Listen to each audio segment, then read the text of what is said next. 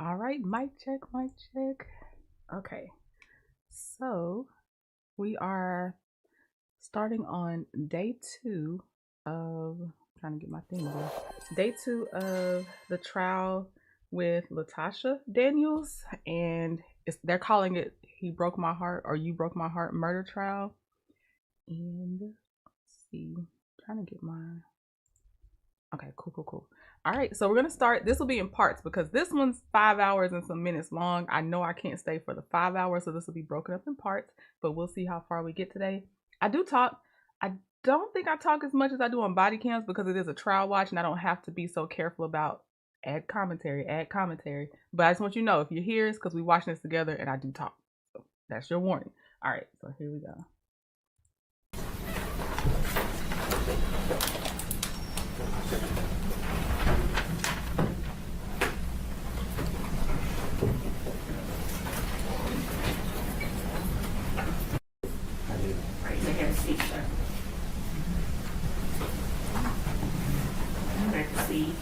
Good morning. Good morning. Could you state and spell your name for the record? Samuel Edward Draper, SAMUEL, And where are you employed? Carver Police Department. And what's your position? Captain of the Uniform Patrol. How long have you been in that position? Coming up on a year. Okay. And how long have you been with the Carville Police Department? Approximately 13 years. Okay. So I'm going to take you back to April 4th, 2019. Do you recall responding to an apartment complex that day? Yes, ma'am. On that day, I believe it was roughly around 22:26. Responding to a witness complaint of shots fired at 1681 South Elkstone Place East. Myself and a couple other CPD officers and SB pulled up on scene, pulled up to the entrance point of the Meridian Apartments, and the gate was already open by, I believe, another occupant of the complex. He was saying, hey, the shots are coming out from this apartment complex. Me and one of my partners, Officer Austin McLean, we rounded about apartment complex. I believe it was 204 to 205 of Building 8. And then when we were coming up the stairwell, one of the tenants from the apartment complex said that the shots were coming from the top right apartment. So myself and Officer McLean went up the stairwell, made a right, observed a male subject down on the ground in the front entryway of the apartment in a pool of blood. Saw a female victim sitting or braced against the wall to the male victim, and then I observed the suspect. A little ways behind him, there was an island, kitchen island in that apartment complex. He was standing to the right of that arm with the weapon. Okay. And at any time did she put down the weapon once you arrived? No, ma'am. Okay. Could you tell us what happened with that? So once we got there, I observed her with the weapon. Myself and on-scene officers were trying to communicate with her to put down the weapon. I don't recall how long or how much time elapsed, but after some time, we requested a less lethal beanbag gun to be called up, and that's when Officer Jenkins deployed that, and she immediately fell to the ground. And that's when we went into the apartment complex, secured it, and secured a weapon. Could you describe to the jury what exactly is a less lethal firearm? A less lethal weapon system is typically it's a 12-gauge shotgun that's been converted to a less lethal means. It's deployed by a super sock, which is a small, approximately 4 inches Kevlar type of cloth. That's inside that Kevlar cloth is number 8 lead pellets, and it's a means for us to deploy it during violent situations. It can still be lethal, but it's a less lethal means to try to incapacitate the subject in order to get them under custody.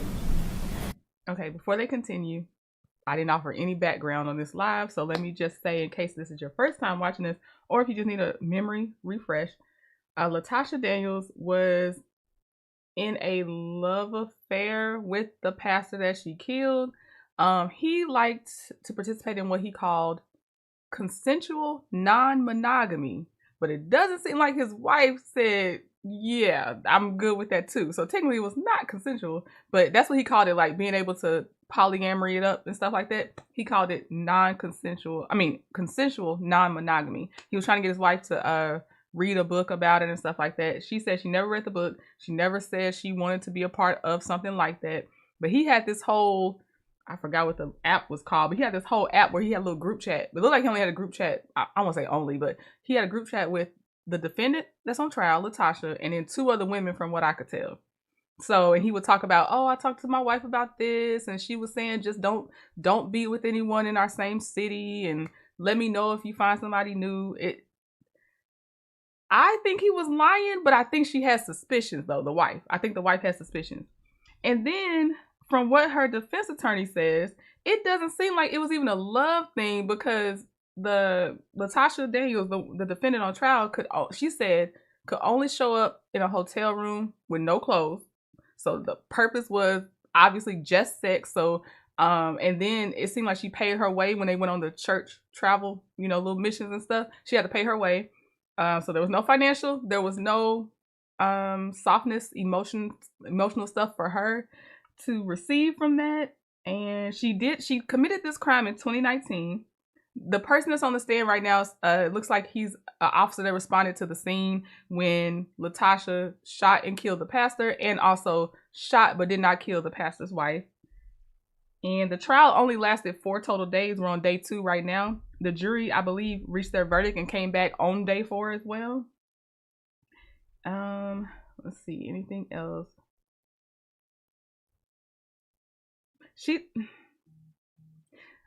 If you haven't seen day 1, go back and watch the pastor's videos that he would leave in his little group chat. It was something else. And that's about it so far. I think that's enough background to get you caught up. And I don't recall if you said it before, but which officer employed the less lethal? That was Officer Kelly Jenkins.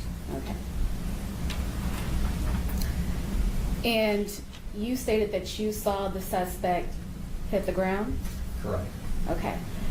Do you see that same suspect in the courtroom today? Yes, ma'am. She's right sitting in front of me. Could you describe what she's wearing? White jacket, blue shirt, glasses.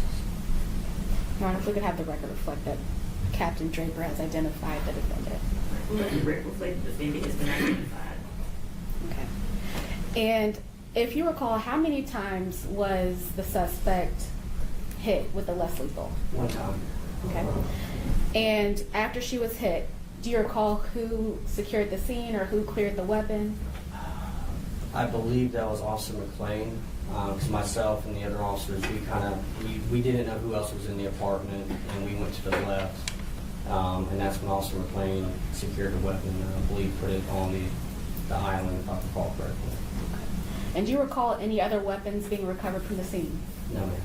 Okay, so neither of the 2 people that were on the ground had weapons? Yes, ma'am. Okay. And did you do anything else pertaining to this investigation? No, ma'am.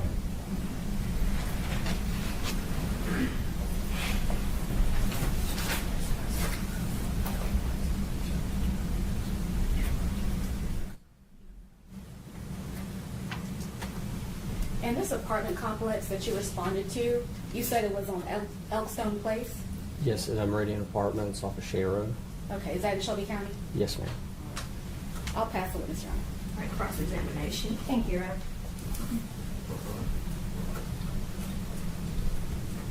Good morning, Captain Draper. Good morning. I just have a couple of questions for you, okay? On April the 4th, you responded to a shots fired call, right? Yes, ma'am. And you had information that there were 2 people down. What I recall, there was just shots fired and there was screaming. Okay. How many officers arrived at the scene? Initially, I want to say it was myself, Officer Dunlap, and Officer McLean, but there was additional officers that showed up shortly after. Do you recall how many officers total responded? No, ma'am. Do you recall how long you were there prior to the firing of the less lethal? No, ma'am. Now, when you arrived on the scene, you had your sidearm. I had my rifle. Okay. I thought you had both. Well, yes, but I had my rifle in conjunction to my sidearm. So it's a Glock that you carry Yes, ma'am. and a Bushmaster rifle. Yes, ma'am. And when you went up the stairs, you had your Bushmaster rifle Yes, ma'am. in your hands. Yes, ma'am. And when you went up to where that apartment is, when you came to the doorway where you could see in, and you saw that Miss Daniels was standing there with a weapon, you raised your gun, right? Yes, ma'am. Because you had a person inside with a weapon. Yes, ma'am. Now, you are trained in dealing with that kind of situation, right? Yes, ma'am.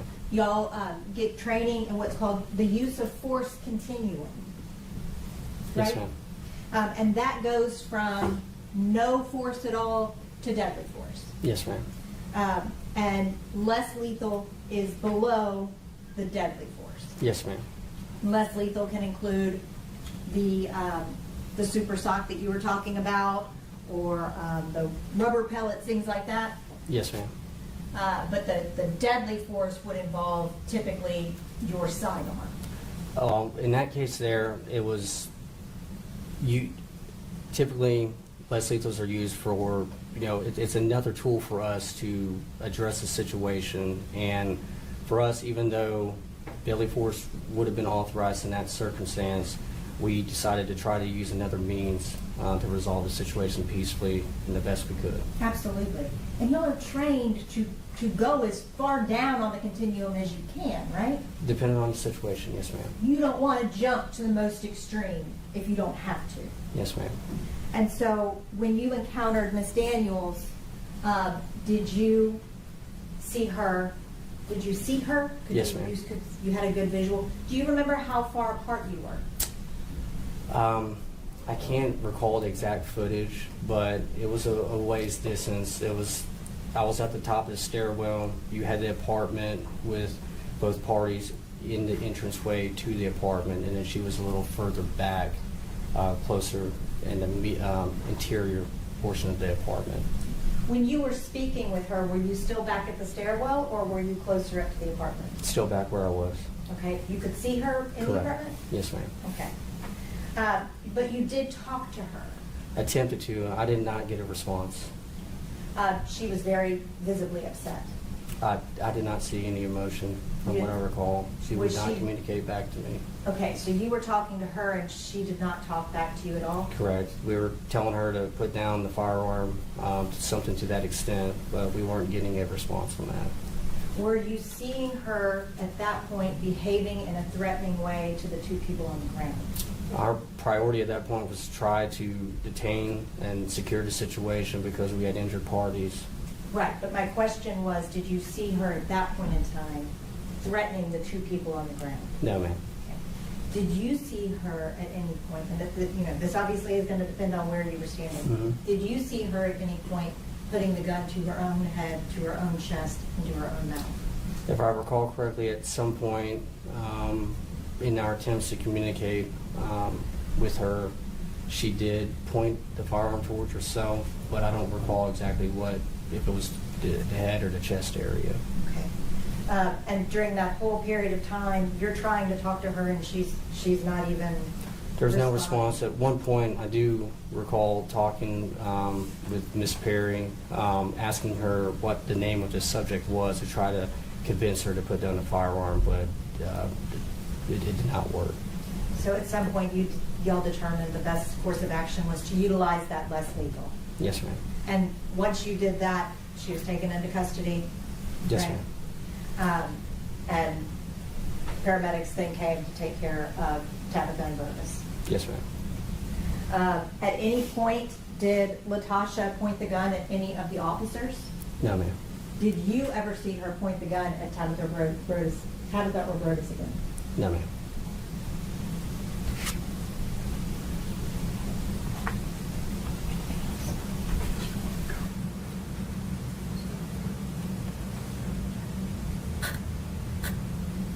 Do you recall the initial attempt to deploy the less lethal not being successful? That the first gun jammed? I do believe that there was a malfunction with the first one, and that's when we had to call it for a second one. Somebody had to run down to their car, come back up and... Somebody, I don't recall exactly who it was, but because I was me and the other officers there had this. We stayed where we were because we don't want to lose sight. And somebody brought up the less lethal, gave it to Jenkins, and Jenkins is the one who deployed the less lethal. Correct. That's all I have. Thank you, Captain. Thank you, ma'am. Read that here. I'll redirect, Your Honor. All right, you may step down, sir. Thank you, ma'am. You may call your next witness. State calls Officer McLean.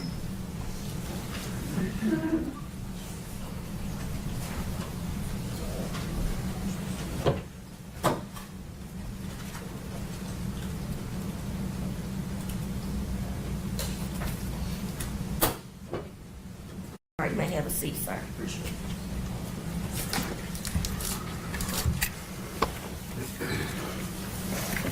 Proceed. Good morning. Good morning. Could you state and spell your name for the record, please? Yes, ma'am. It is Richard Austin McLean, RICHARD MCCLAIN. Where are you employed? Right now, I'm employed with Shelby County Sheriff's Office. Have you always been employed with them? No, ma'am. Where were you previously? From 2016 to 19, I was employed by the Carterville Police Department. And how long were you there? 3 years. And what was the last position you held while there? Patrolman. So while you were at the Carterville Police Department, do you recall, I'm going to take you back to April 4th, 2019. Do you recall responding to an apartment complex that day? Yes. Okay, and was that apartment complex on Oakstone Place? Yes. It wasn't in Shelby County? Yes, ma'am. Okay. And why did you respond there? Shots fired call. Okay. And who else was with you on that day? Like officer-wise, I'm guessing? Correct. You had Dunlap, Draper, Jenkins, DeBaldo, and myself. Okay. And what happened when you got to that scene? Myself, Officer Dunlap, and Officer Draper were the first three on scene, I believe, or right around the same time. We all started clearing the bottom floor, at which point we came into contact with the tenant, who advised us that the shots were coming from an upstairs apartment. And did you ever go upstairs to that upstairs apartment? Yes, ma'am. Okay. What? All right, before prosecution asked their next question, another thing I remembered is that, and Rose, thank you, because you're the one that asked the question. Rose said, was the defendant at the house of the pastor and their wife? She was. And what her defense attorney says is that she threatened that pastor saying, I'm going to tell your wife about us because I don't think she knows.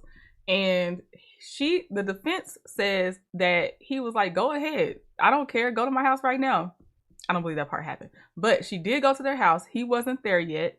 And she basically sat there and talked to the wife about tennis because they would play tennis and stuff together. I don't think the pastor's wife considered them friends, but I feel like the defense framed it as they were kind of friends. But she just sat there calmly talking to the pastor's wife until the pastor showed up. And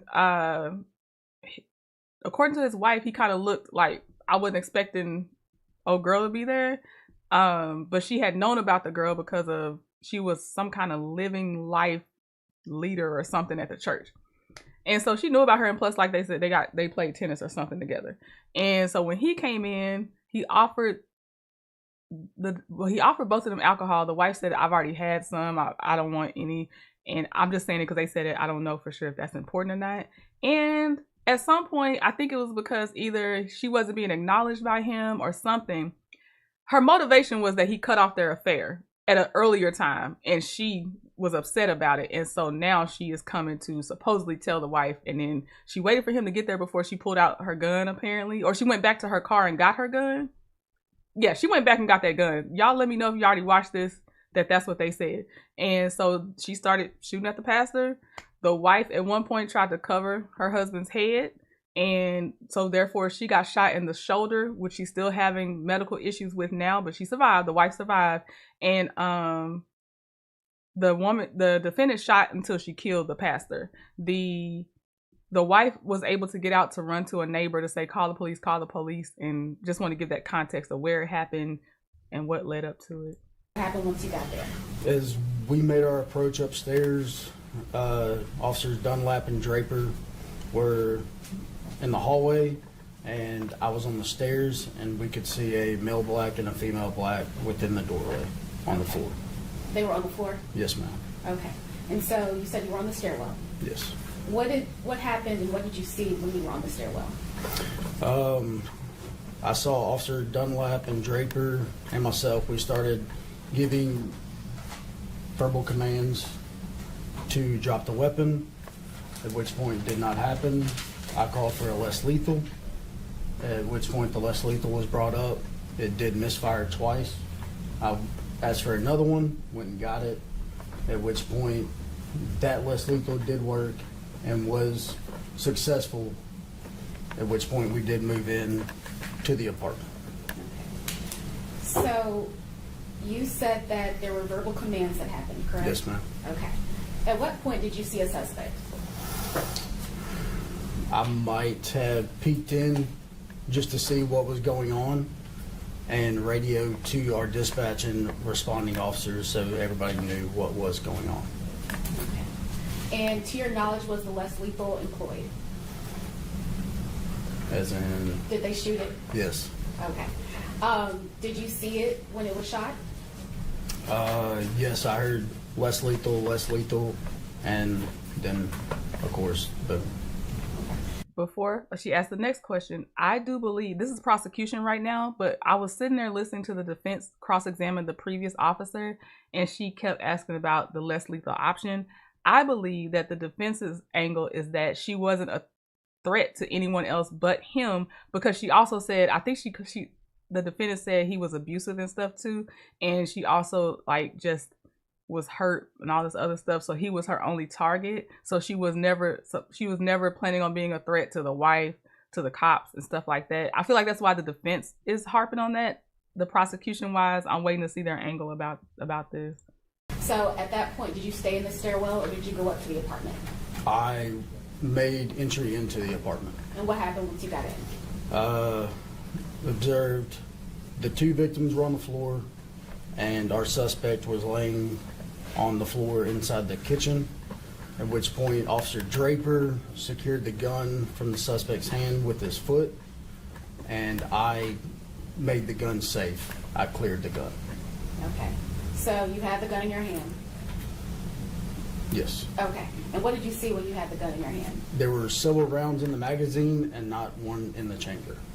So in your experience, when you're looking at these guns, if there is not one chambered, but there's a magazine in the gun, what could that mean?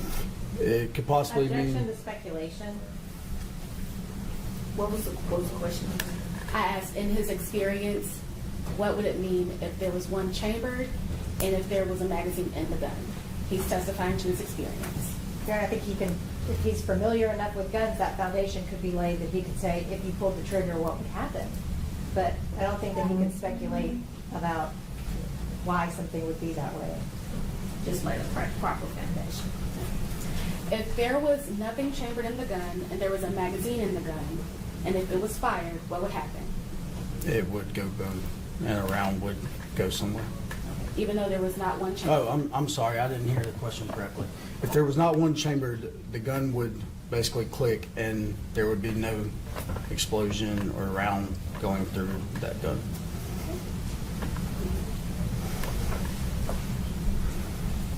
All right, for my people that watched this with me, or you watched it by yourself and you've already watched ahead, remind me, but I think the wife testified possibly that she reloaded that gun. So she shot, emptied the clip, and then reloaded that gun. I feel like that's what the wife testified to. Let me know if y'all remember that or not. I'll pass it with Mr. Ryan. All right, cross-examination.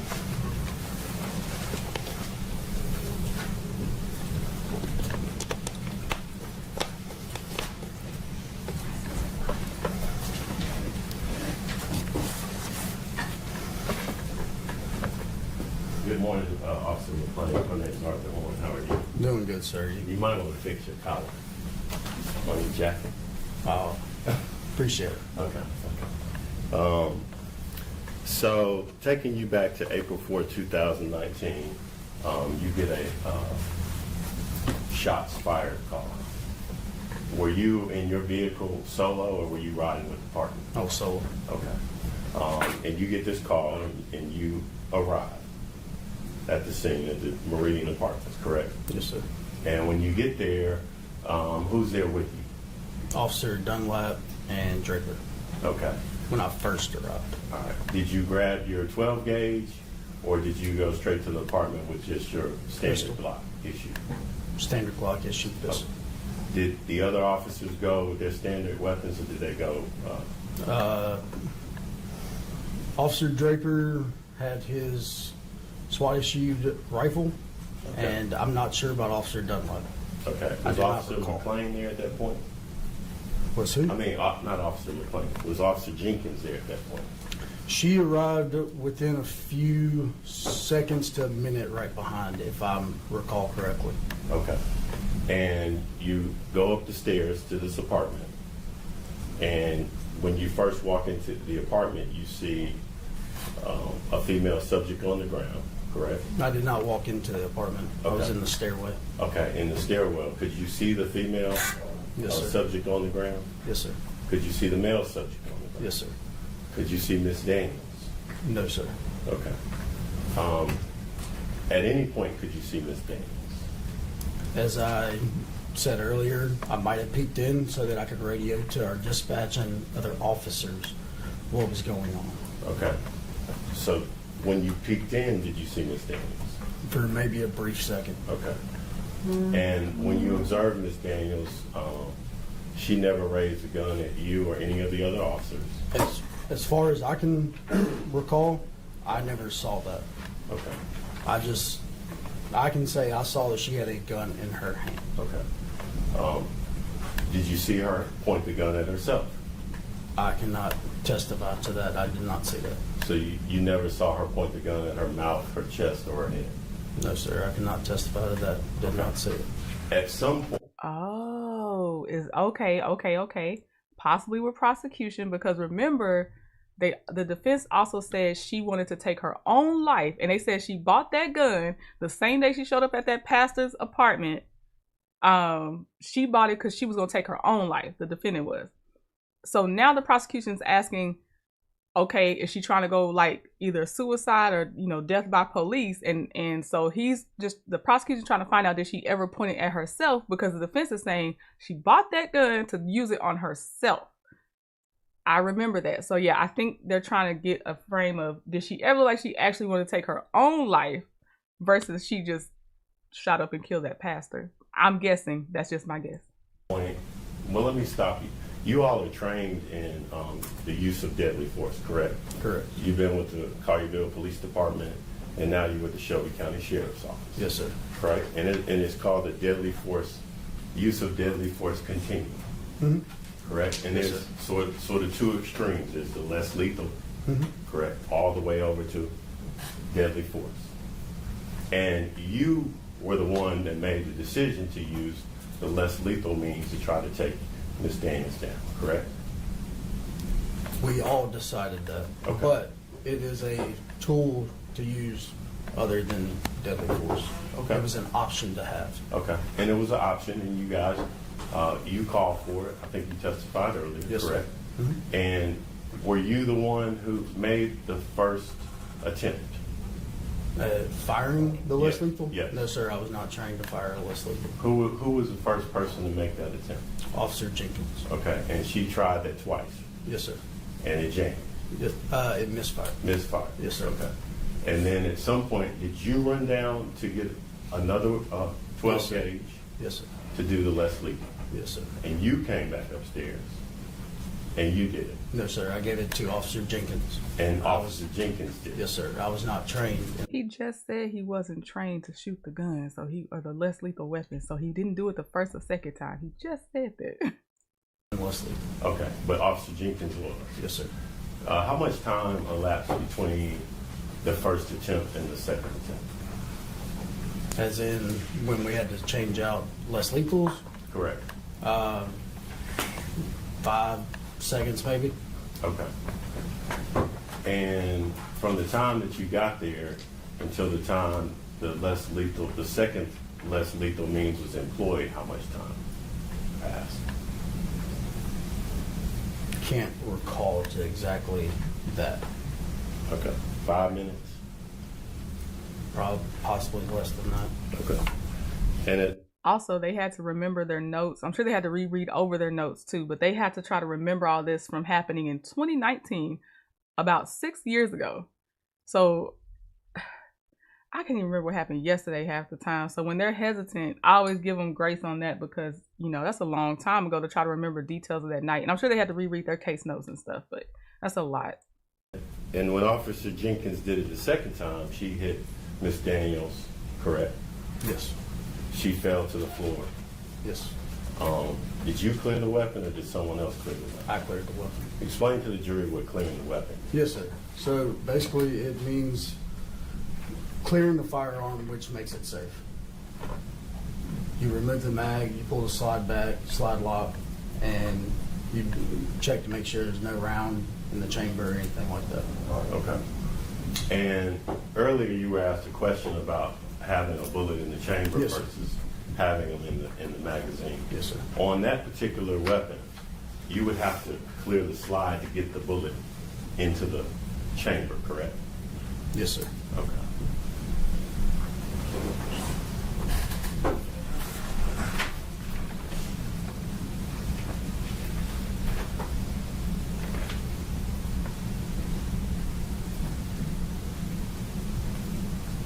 You were able to take down Miss Daniels, and she was taken into custody after after you cleared the weapon, correct? She was already down once I cleared the weapon. Okay. And she was taken into custody. Yes, sir. If I can have a minute, you know.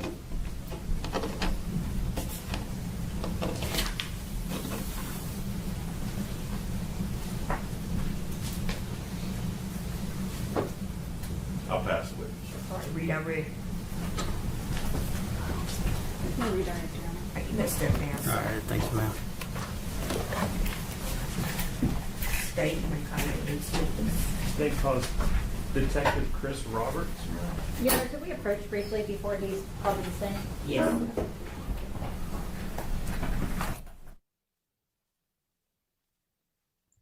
All right, I'm gonna give a head. Seems like they're there for a while.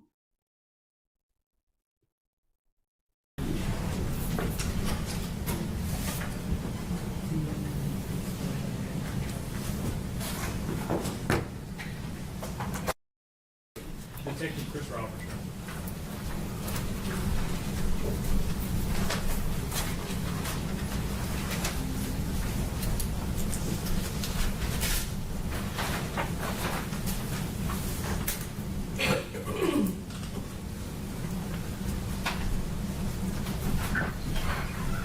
Come on with, sir. Stand here, face the judge. Raise your right hand. Do you swear affirm to tell the whole truth? I do. All right, you may have a seat, sir. Thank you.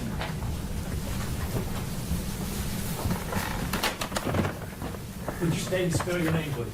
My name is Chris, C-H-R-I-S, last name Roberts, R-O-B-E-R-T-S. And what is your occupation? I'm a lieutenant with the Carterville Police Department. How long have you been at the Carterville Police Department? Approximately 27 years. As a lieutenant, kind of tell me what your duties are. I'm a patrol lieutenant. That means I supervise right now I'm supervising the midnight shift patrol division. We have approximately 14 patrol officers on our shift, and I'm one of the supervisors over that shift. Do you have training in firearms? Yes, sir. Kind of tell us a little bit about that. Like I said, I've been a police officer. I've been a police officer over 31 years. During that time, I was a SWAT operator for almost 5 years. I've had training in the use of rifles, shotgun, handguns, less lethal weapons, most weapons that police officers use. Do you have to qualify every year with a handgun? Twice a year. Twice a year with a handgun? Yes, sir. I want to talk to you a little bit about semi-automatic handguns. Yes, sir. Can you tell the ladies and gentlemen of the jury what that is?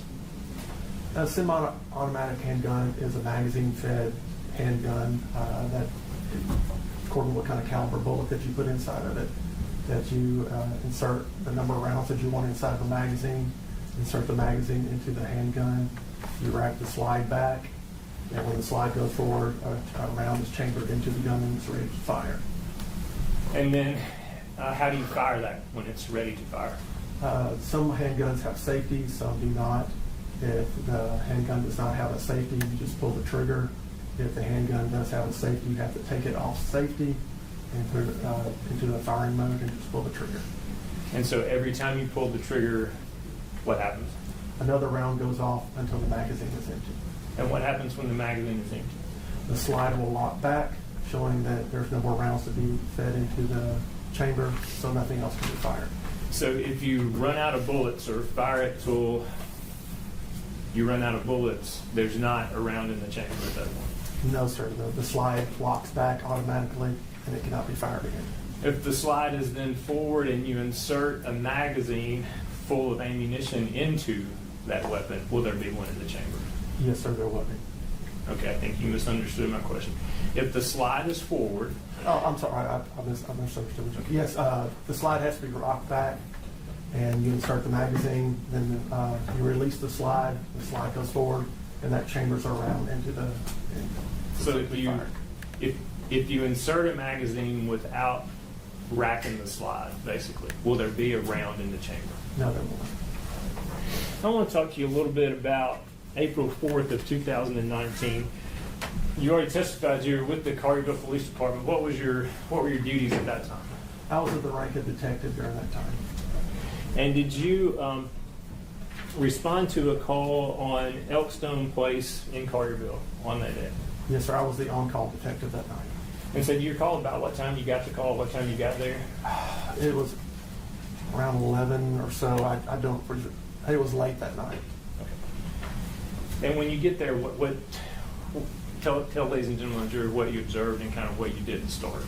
As soon as we got there, myself and Lieutenant Young and two other detectives made the scene. We secured the scene, went over the crime scene, seeing what we were dealing with, including where shell casings were, where a possible weapon that was used was located, where there was any blood splattering. We talked to the officers that first made the scene there. We talked to the firemen that were there to see what happened with them. It was just seeing what the scene was about and then starting our investigation. So one of the things I think you just said was you kind of take over the scene when you get there? Yes, the patrol officers release the scene to the detectives and it becomes our scene. Is one of the things you do is you start identifying and collecting evidence from that scene? Yes, sir. And did you do that at that scene on Elkstone? Yes, sir. Hand you... Excuse me, Detective Roberts, if you could speak up so the jury... I apologize. And she can record everything. Okay. So we can speak up for it. Can I touch this? Yes, absolutely. If you can open that up and look at it, and I just want to ask you if you can identify what's in there and how you can identify what's in it.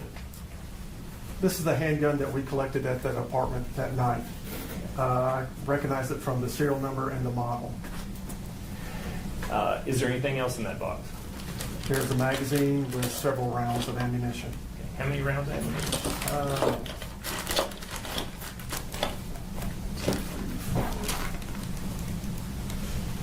Appears to be 5. And you collected all that from the scene on Elkstone? All the detectives that night, we all worked together to collect it. After it's collected, is what happens to it then? We take it back to the police department and seal it in bags and seal it with evidence tape and then place it into the evidence, which is stored. And that was done with everything in that box? Correct. Judge, I would ask that be marked as 2? 3? Any objection? No, you don't. You can show the gun and saying rounds as Exhibit 3.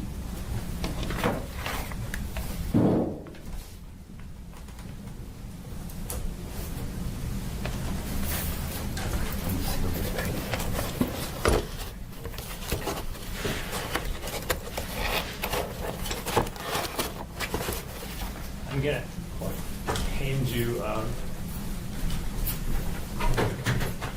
picture and ask you if you can identify them.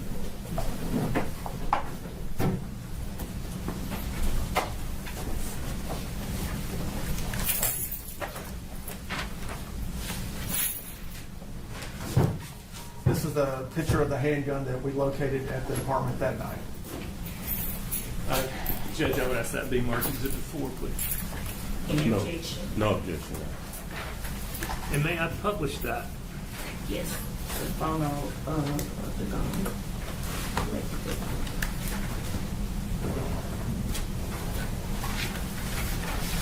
4. Yes, you may publish. Thank you.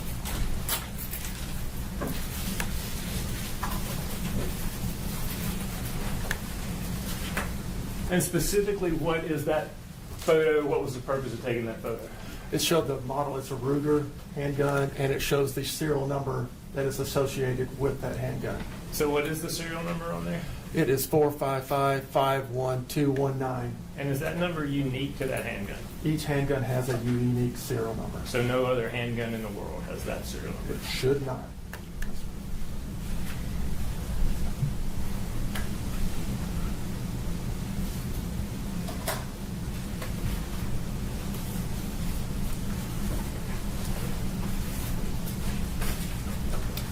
He hands you this.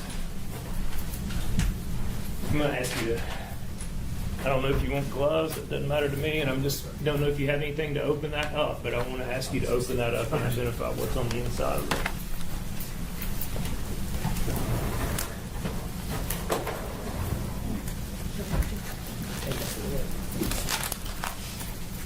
Thank you.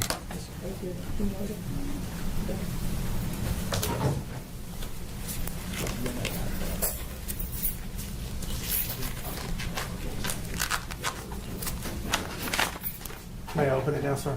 Yes. Thank you.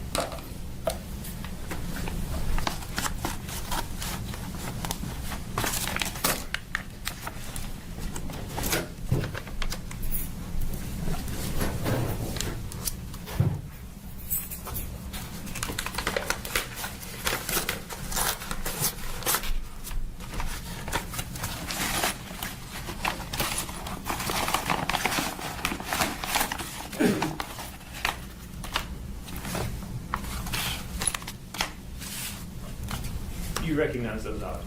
Yes, sir, I do. And can you tell, ladies and gentlemen of the jury, what they are? These are the shell casings and a spent round that we've located right inside the apartment. Can you tell us kind of shell casings and spent rounds? What does that mean?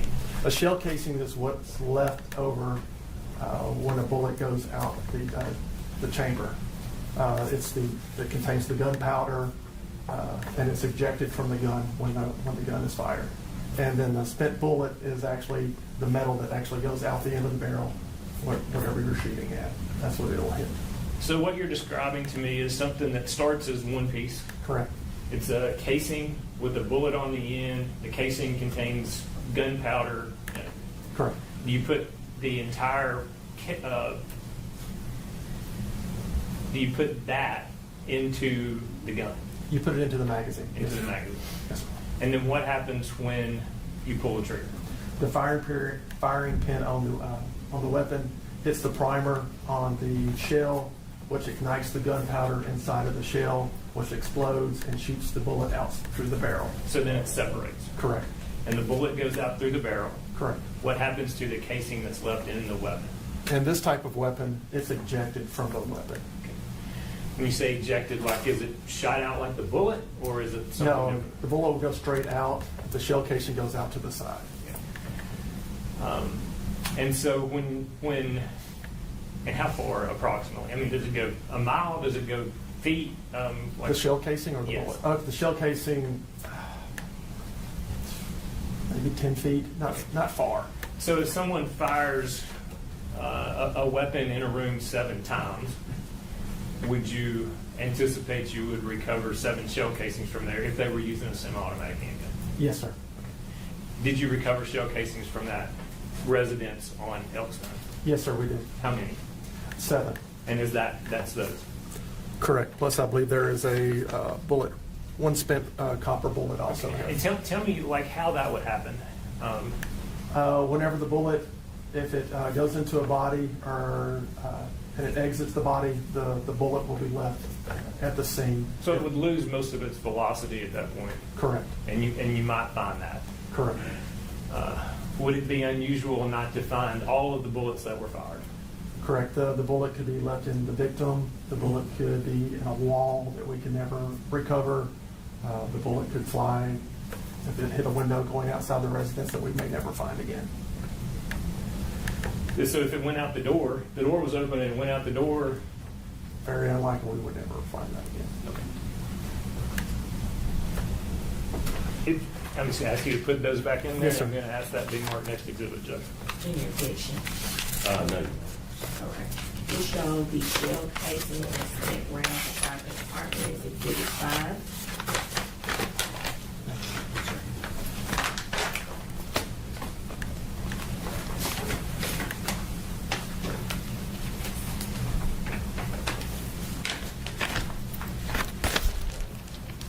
I'm going to ask you if you can identify this.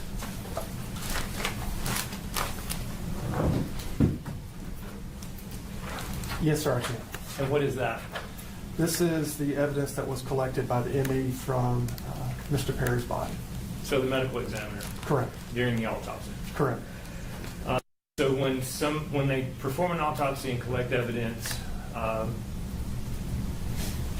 the doctor, what does the doctor do with it? They collect it for us, seal it up, and then turn it over to the police department. And who went to the medical examiner's office to pick up the evidence that they collected? I did. And can you tell by those markings that that's what you picked up after they performed an autopsy on Brodes Perry? Yes, sir. There was, looks like hair, nail. There's a few other things here besides the bullets.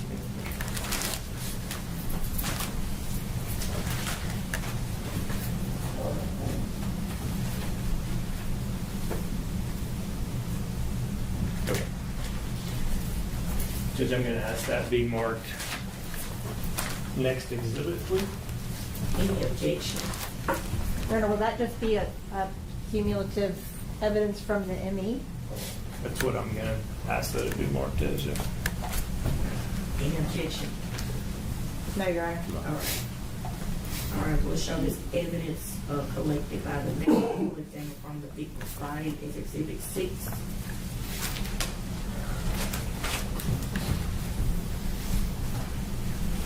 As part of the work you did on this case, Detective or Lieutenant, I'm sorry,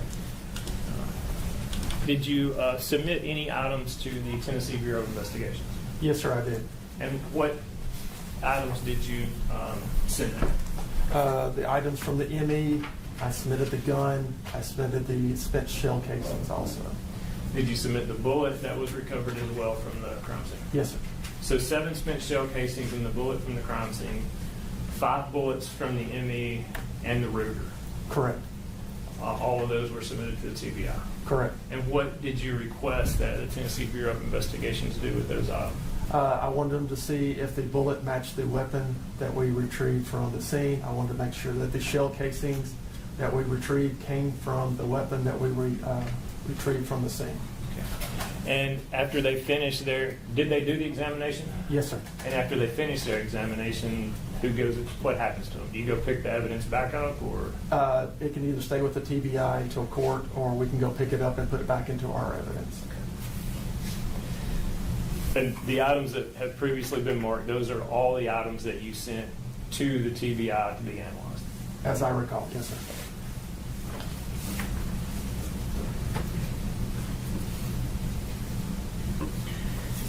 Did you try to determine where and when the Ruger that's been introduced into evidence was purchased and who purchased it?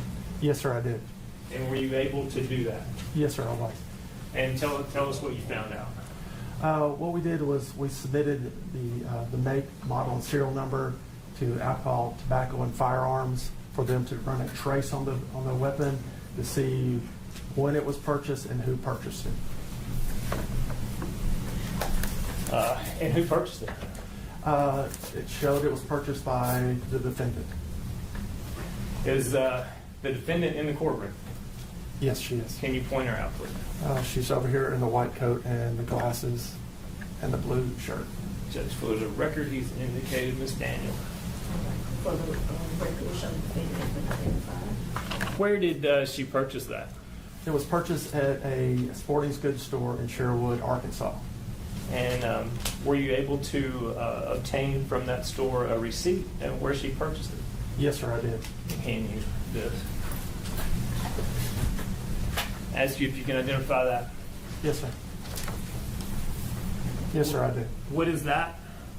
This is a receipt showing that the defendant purchased a Ruger EC9 9mm handgun and a box of 9mm ultra target range ammo and a box of 9mm JHP Elite D-Crown ammo.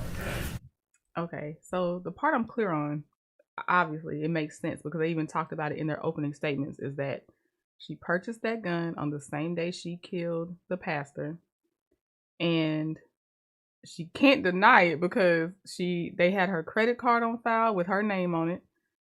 They saw the receipt and they saw her on video purchasing the gun. So I know their thing is obviously going to be premeditated. Prosecution's thing will be premeditated versus, I don't know if the defense is going for crime of passion. I don't know what the defense is going for yet with that, how they're going to try to explain away the fact that she purchased that gun on the same day she ended up showing up to his house and shooting the pastor. I know they keep saying that she was suicidal. They do keep saying that. And maybe she was, I don't know. But what I'm trying to figure out is what is the importance of the fact that not how many bullets she shot. I get that.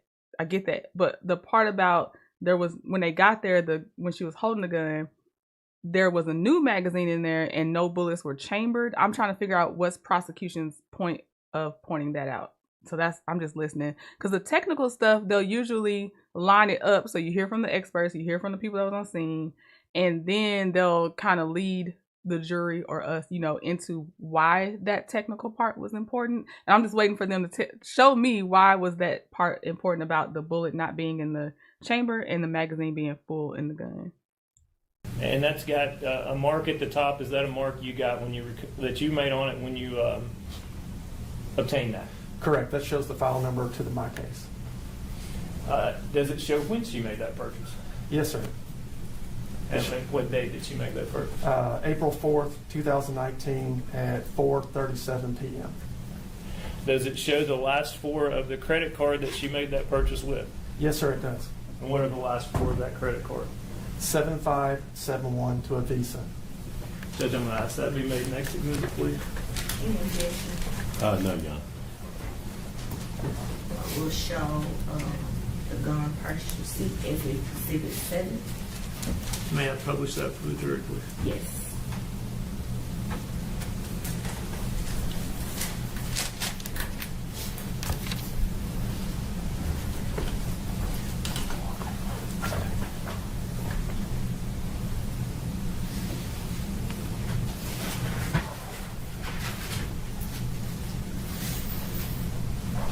So is that what you just identified? Yes, sir, it is. And the top, Fort Thompson, is that the name of the sporting goods store? Yes, sir, it is. That's in Sherwood, Arkansas. Correct. Did you go to that store? Yes, sir, I did. How long did it take you to get there? It's about a 3-hour drive. From Carterville? Yes, sir. And right under the word receipt, where it says 4419, 437, and 07 seconds, that's the date and the time that she purchased that? Correct. It's got her. I also just want to point out, this is one of the rare times that the defendant will also testify during this trial, because most of them that I watch, like, Young Thug did not testify. Jarvis Butts did not take the stand. Most times I don't see them take the stand themselves, but on this one, Latoshia Daniels will eventually take the stand and testify. Her name down there, Latoshia Daniels, with an address in Little Rock, Arkansas. Is that correct? Correct. And then right under there is RUG EC9S. What 9mm? What does that mean? That is a Ruger EC9 9mm handgun. Okay. And under the 22990 is a serial number? Yes, 455-51219. Yes, sir. And is that the same serial number as the Ruger that was previously entered into Houston evidence? Yes, sir, it is.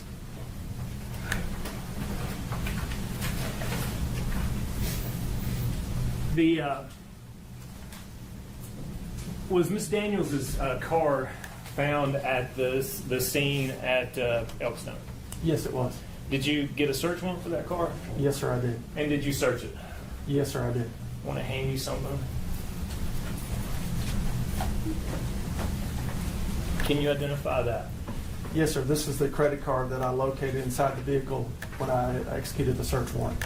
And what are the last four on that credit card? 7571. And is that the same last four of the credit card that was used to purchase the handgun that day in Sherwood, Arkansas? Yes, it is. Judge, I would ask that be made next exhibit, please. Any objection? No, Your Honor. All right, we'll show the credit card marked as Exhibit 8. When you went to Thompson Sporting Goods in Sherwood, did you inquire from the owner as to whether they had a video surveillance system in that store? Yes, sir. The day before, if I may, I contacted the sporting goods store and told them what I was needing, and they sent me 4 still shots from a video of the defendant going in the store and purchasing it. And then several days later, I went to the store and actually got a thumb drive from the store of that video.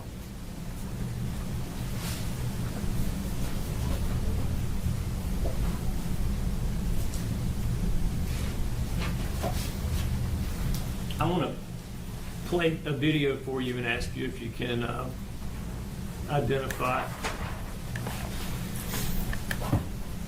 And I will say, before I play this, that in an attempt to be more efficient with the court and the jury's time, I've shortened the video and sped it up at certain points. Okay.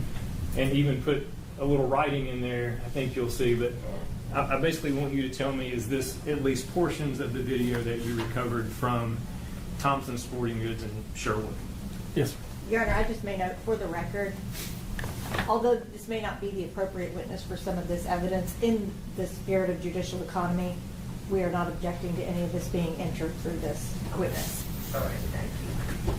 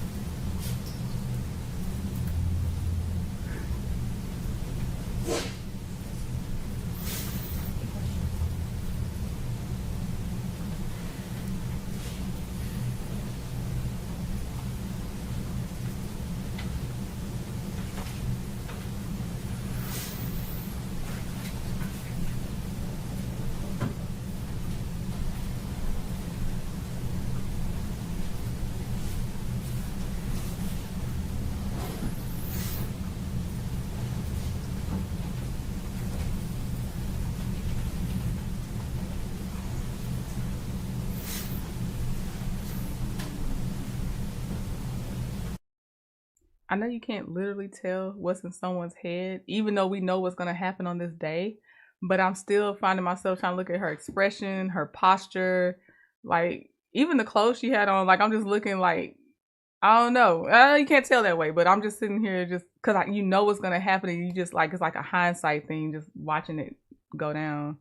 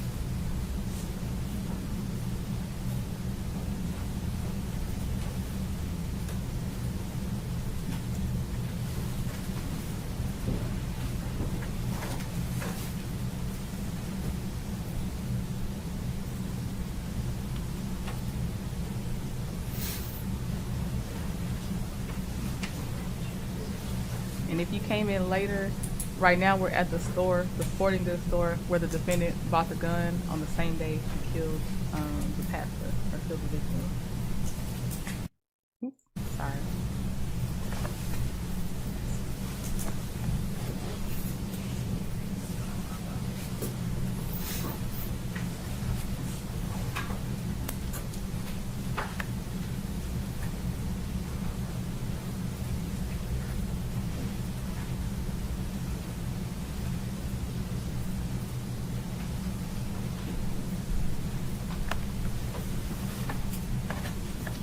Detective Roberts, is that the video that you recovered from the sporting goods? Yes, sir, it was. Because the owner is going to be here tomorrow, but I'm moving now. I've put the entire video and then the kind of sped up clip both on the thumb drive, and I would ask that they be entered into evidence. And again, with the same admonishment that we don't have an issue with it going in through this witness for just judicial economy. I don't agree that it should come in. Okay. All right. Exhibit 9 will show the video from the purchase of the gun.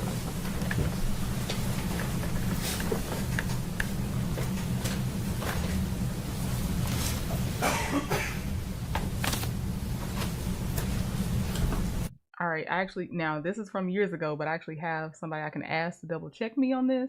But background checks, I guess they don't take as long as they used to, because it used to be that if someone was purchasing a gun, you'd have to call a certain number, give their information out. And maybe that still did take a long time, because I mean, she was in there for a little bit. It wasn't like they just scanned it, give us your credit card, here you go. So maybe they were running a background check in those few minutes. But yeah, it can't happen while you're still there, and they either say yay or nay, like whoever they're calling. Hold on one second, let me ask my expert. Hold on.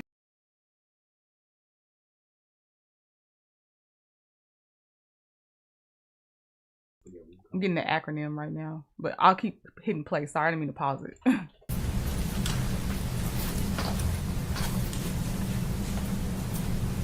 me hand you this picture.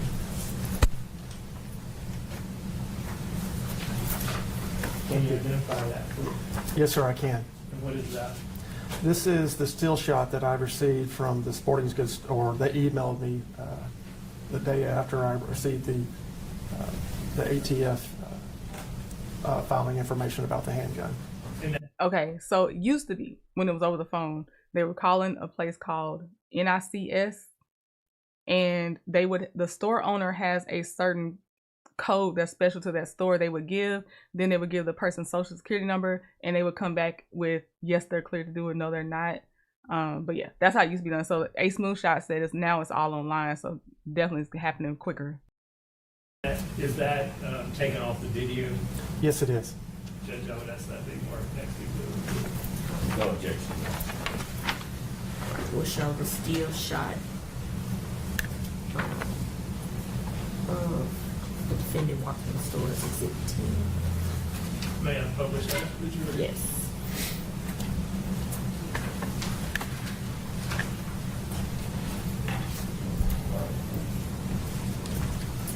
And is that what you just identified? Yes, sir, it is. And do you recognize that individual? That's the defendant. So you recognize that as being Latoshia Daniels? Yes, I do.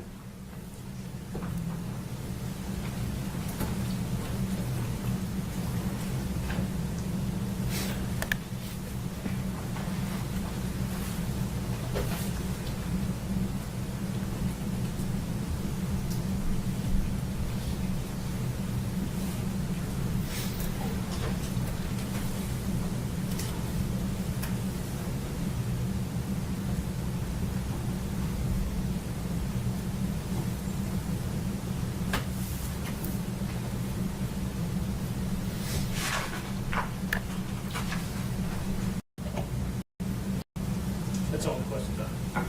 Cross-examination? Thank you, Your Honor. May I approach the well? Yes.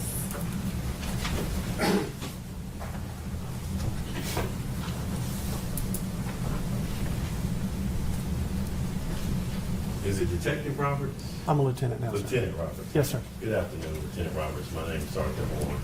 I represent Ms. Daniels, and I just probably have more than a few questions. I understand. You were the lead investigator in this case, Correct. and with that comes a huge responsibility. Yes, sir. Correct. When you're a lead investigator in a case, particularly a case like this, you have an array of duties. Correct. And the first thing that you do is you get a call, and when you come to a crime scene, you have to secure that scene. Yeah, usually the patrol officers have already secured the scene. And once that scene has been secured, you make sure that it's been secured properly. Correct. Correct. Then do you canvass the area to talk to witnesses to see if anybody saw anything? We do our best, yes, sir. Okay. In this particular case, did you canvass the area or the apartment complex to see if there were any witnesses? I do not recall if I did. There were two other detectives with me that assisted me with this case, but I do not remember particularly going door to door. There was only one other apartment next to Mrs. Perry's apartment there. Okay. So the scene you arrived, it's been secured by the other officers, correct? Correct. Was Miss Perry or Mr. Perry's body still there, or had they been taken to the hospital? No, they had already been taken by ambulance. And Miss Daniels had been taken away as well? Correct. The Perrys went to the Med, or now Regional 1, and the defendant went to Carville Baptist. Okay. And so now your job is to secure the scene and collect evidence. Correct. And earlier, when Mr. McAlpine was talking to you, you started talking about some of the evidence that you gathered. Correct. In a case like this, once you started gathering evidence, you start kind of putting together the pieces to a puzzle. Yes, sir. Is that a fair assessment? Yes, it is. And in this case, you didn't know Miss Daniels, correct? No. You didn't know Mr. Perry. No. You didn't know Miss Perry. No. You didn't know anything about who they were or their prior relationships. I know nothing about this case. Okay. So you come to the scene and you secure it. Correct. You start gathering and collecting evidence. And that's important because you have to secure that evidence so that it makes it to this courtroom for trials. Correct. And so you did that. Correct. All right, before the defense keeps asking their questions.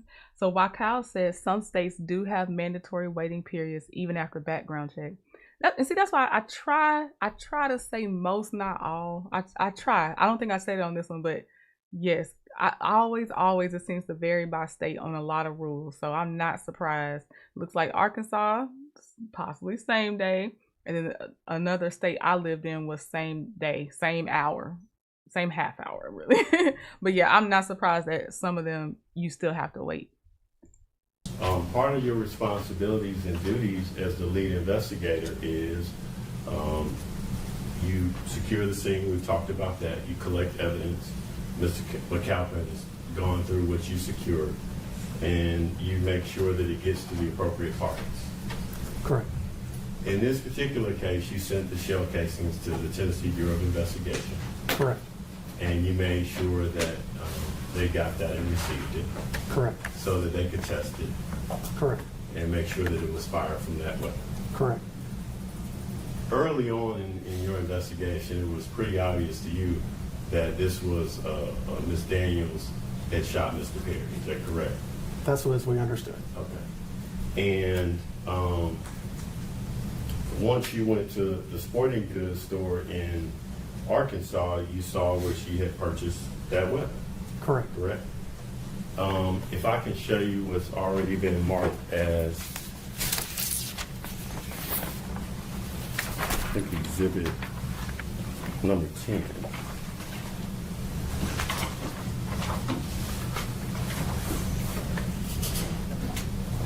I might be a little challenged.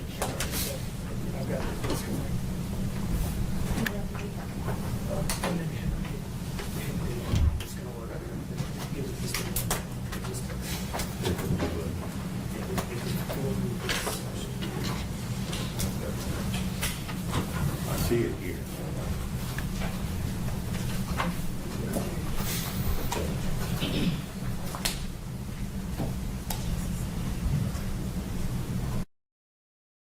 Off topic, but I feel like when older men wear their hair this way, older men of color, they were a menace in their younger days. I just can't get that out of my head, including my own grandfather.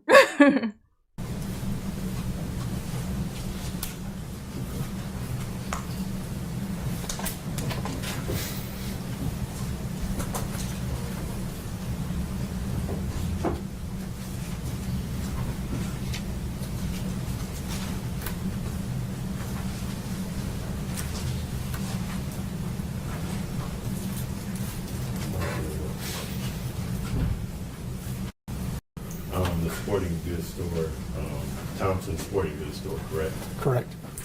And she's only carrying her car keys. As far as I can tell, yes, sir. She's not carrying a purse. I don't see a purse. And at some point later on in the video, you see her purchase the weapon. Correct. And you said that happened at, according to the receipt, at 4:37. According to the receipt, yes, sir. Okay. And she leaves the sporting goods store. Correct. And, yes, sir. And at some point, based on your investigation, she comes to Memphis Yes, she does. and goes downtown. How far is it from Sherwood to downtown Memphis? 2.5, 3 hours. Okay. Because earlier you testified it was 3 hours to Collierville. Yes, sir. So about 2.5 hours would be. That my best guesstimate, yes. And then another 30 minutes from downtown Memphis to Collierville. Yes, sir.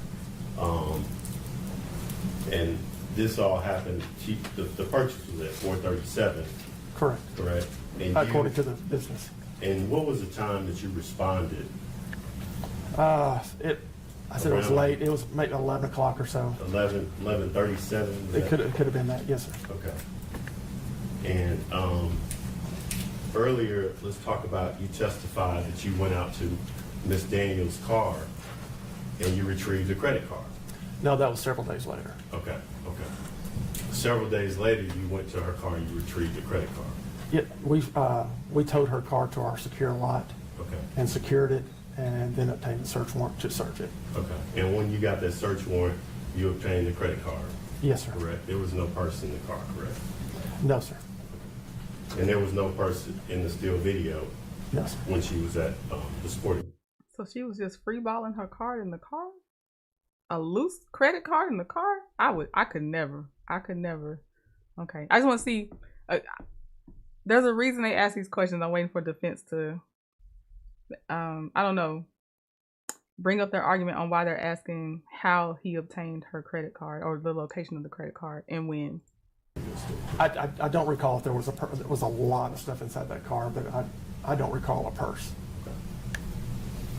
Now, getting back to your investigation, as this investigation kind of went on, you started to put the pieces to this puzzle together, and information came to you. Yes, sir. One of the things that came to you, you got a call from a Chriselle Marshall, Yes. and Ms. Marshall told you about some videos that she was privy to on, was it an app called Marco Polo? A social Social media app called Marco Polo. Correct. And she, after you and her conversed for a while, she told you she knew Brodes Perry, correct? Correct. And that they had met through this app. Yes, I don't believe she ever physically met him. I believe it was just through the app only. Okay. And at some point, she sent you some videos, Correct. and you secured those videos. Correct. You watched them, Correct. and you turned those over to the state of Tennessee. I put them on CD, and then I submitted them to evidence. Okay. If I can I am nosy. I hope we get to see those videos. And yes, they reminded me the name of the app he was recording his stuff on, acting like he was I don't know, he just seemed like a podcast bro, is the best I can put it, was on that Marco Polo app. Sure. Yes. Which he told his wife was a book club. He was in a group chat for a book club. I'm gonna hand you a thumb drive. Thank you. You recognize that? This is the thumb drive y'all showed me earlier. Okay. And on that thumb drive were those videos, or some of the videos from Marco Polo. Yeah, there were quite a few that I viewed. And all of those weren't played in court, but there were about 30 videos on Marco Polo that were provided to you. Yes, sir. Plus or minus. I don't remember exactly how many, but there are quite a few. Okay. And you reviewed all of them? Yes, as I recall. Yes, sir. At some point, you also, let's talk about Tabatha Perry. You also interviewed Tabatha Perry, is that correct? Myself and Detective Shirky did. Okay. Yes. You didn't talk to her the night of the incident on No, April 4th? No, she went straight to the med. Okay. She came in and saw you the next day? Is that Correct. I believe I talked to her on the telephone first, and then she came in. Okay. And she came in, was she alone or was she with anyone? No, she was with family members. Okay. Did she have two other people with her, pastors? It could have been. I know she had other support staff with her, or support people with her. Okay. Was Pastor Pointer one of the people? It could have been. I'm sorry, I do not recall who all was with her. Okay. And at some point you talked to her? Correct. And she didn't know, at this time, you didn't have any information about these Marco Polo videos? At that time, no, I did not. Pastor Pointer was like the cover-up guy for the victim. He at one point told the victim at one point told the defendant, if I have an emergency, a life emergency while I'm with you, do not call 911, call Pointer. So that gives you a little bit of an idea of the relationship. But she was very surprised or didn't know anything about a relationship between Ms. Daniels or Mr. Perry. Correct. You interviewed her about how she invited Ms. Daniels over. Invited her into the apartment. Correct. She talked to you about how they caught up. Correct. And then at some point, how Mr. Perry arrived. Correct. They talked for a while. Yes. And then at some point, It's hearsay. I don't know. I'm not getting to what was talked about. What? I can't even from.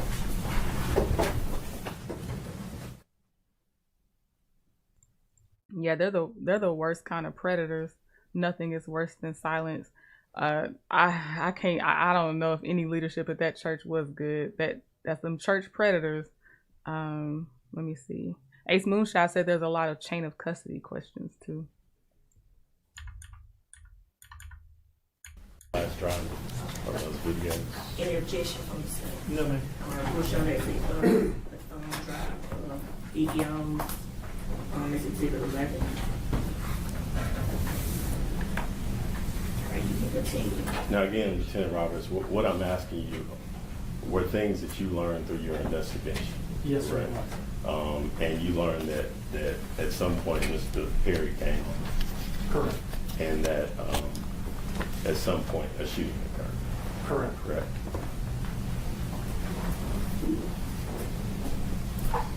You didn't know any of the history or background between Mr. Perry and Ms. Daniels, correct? Not until later in my investigation. Okay.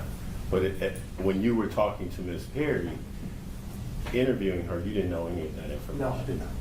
And so, and that was very early on in your investigation? It was like the next day or the day after. How long after you talked to Ms. Perry did you get a call from Ms. Marshall and get those Marco Polo videos? Do you remember? Within a week. Okay. Would those have been helpful had you had those prior to your interview? Yes, it would have been nice to know. Okay.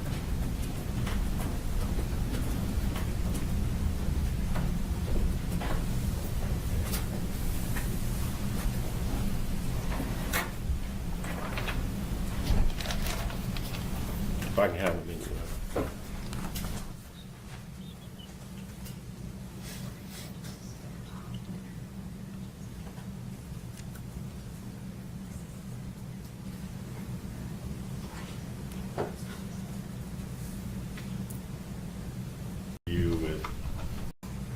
Now, earlier I was asking you about your interview with Tabatha, correct? Correct. And you said that you and was Officer Shirky, Detective Sharp. Detective Shirky were present, Correct. and you couldn't remember who was in the interview room with No, Tabatha Perry. no, I do not recall. John and I approached the witness. Yes. I'm gonna show you a transcript of Sure. that. You want to just take a minute? Sure. Don't read it out loud. Just Okay. read it.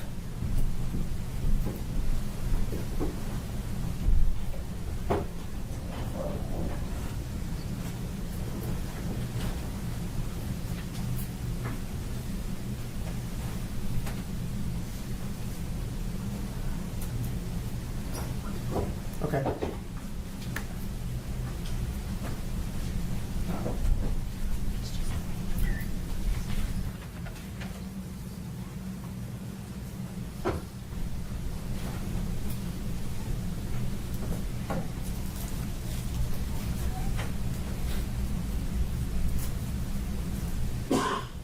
This is page 11. Yeah. Okay. Go ahead. Yes, sir.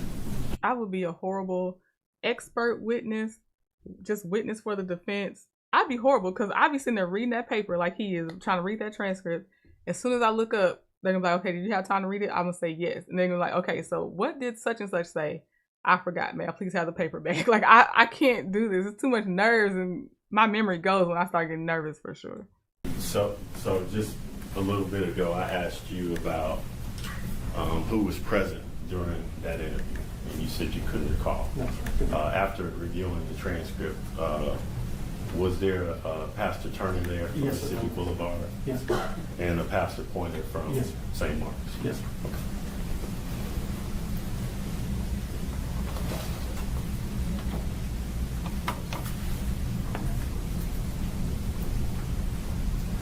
During the course of your investigation, it also led you to go to Little Rock. Is that correct? I did that all the same day. I went to the gun store and to Little Rock also. Okay. They're two close proximity. Tell the jury where you went to in Little Rock. There is a cigar store in Little Rock, and there's also a hotel in Little Rock that I went to in part of my investigation to this. Okay, and when you went to do you remember the name of the cigar bar you went to? Sons, something in Sons. It's Mr. Effeling's cigar store. It was a. David Eflin That's yes, sir. and Gregory, you talked to both of them? Yes, sir. I did. And they own a cigar bar in Little Rock, correct? Correct. And that was the place that Pastor Perry, Brodes Perry's frequented. Yes, sir. And he also had a locker there, correct? Correct. And went and you opened the locker. Yeah, I had the staff open it for me. Okay. And you retrieved a weapon from that locker. Yes, sir, I did. Okay. Now, going back to your earlier investigation, I'm going to flip back to when you got to the crime scene and it had been secured and you started gathering and collecting evidence. One of the things that you did is you got Mr. Perry's cell phone. Correct? And at some point you tried to open it or get into the cell phone. I believe we obtained search warrants, but I do not recall us ever getting information out. Don't recall ever getting information from the phones. Correct. You were never able to get any information No, out of his cell phone. No, sir. His wife didn't have the code to it. I don't recall that. I just know I don't remember getting information from his phones or one of the defendant's phones. Okay.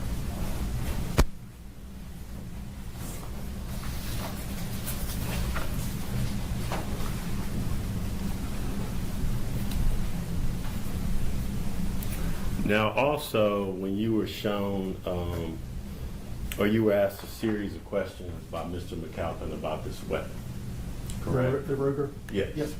And you were asked questions about how to load bullets, how you put the bullets into the gun, correct? Correct. How you use the slide, Correct. And one of the questions he asked you was, in order to get the bullet in the chamber, you have to pull the slide back, correct? Correct, and then release it. Okay. And when you retrieved that gun, there were bullets in the chamber, but there wasn't one in the slide. Correct. Okay. Do you remember whether the slide was open or closed? As I recall, it was made safe, so the slide would have. As I recall, the slide was back. Okay. But you weren't at the crime. You weren't at the scene of any of this, and you couldn't tell the jury how that gun was at the time of the shooting or shortly thereafter. No, sir. It was sitting on, I believe, it's a coffee table or a table right inside the kitchen area there. Okay. It was rendered safe.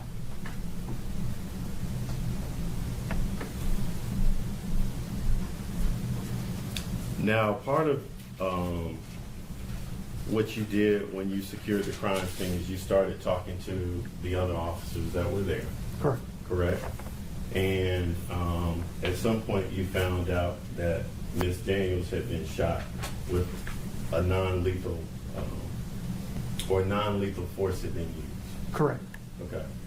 You also found out that she had made attempts to or point a gun at her chest, head, or mouth, correct? That was the information given to me. Okay. And in your training, you all are trained as officers to, you have a continuum of deadly force training, correct? We have a force continuum. Force continuum. Yes. And from on one extreme is less lethal force. Correct. All the way to the other extreme of deadly force. Correct. And it's based on the situation, the officers are trained to use their instinct, their observations, as to what type of force is to be used. Correct? Correct. And in this case, you found out, or you came to know that the least lethal force had been used. Correct. That at some point they attempted less lethal force, that the gun had misfired. I believe they had one shotgun that misfired twice. Another rifle was obtained. Another shotgun. And another shot was taken. Yes, sir. Okay.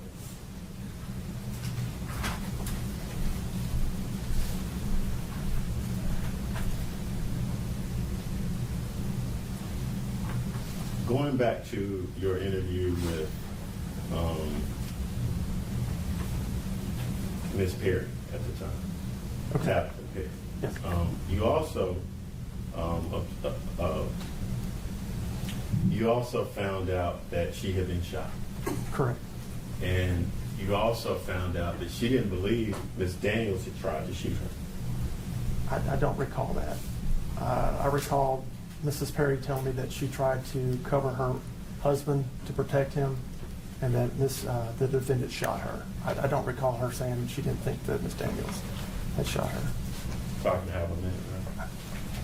I don't recall that.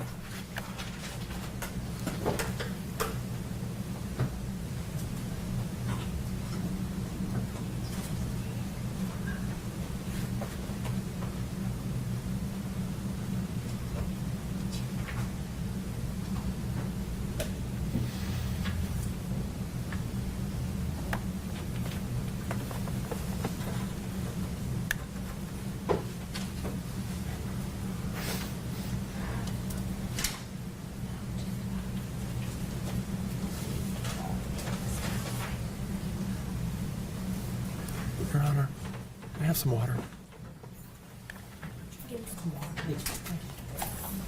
Thank you, ma'am. While she locates that for me, or did you want to take a minute? No, I'm fine. You also learned that during this exchange between Ms. Daniels at the end, right before the shooting, or shortly after the shooting, that she made the statement, "He broke my heart. He broke my heart." Yes, sir. That was put in my affidavit. Yes, sir.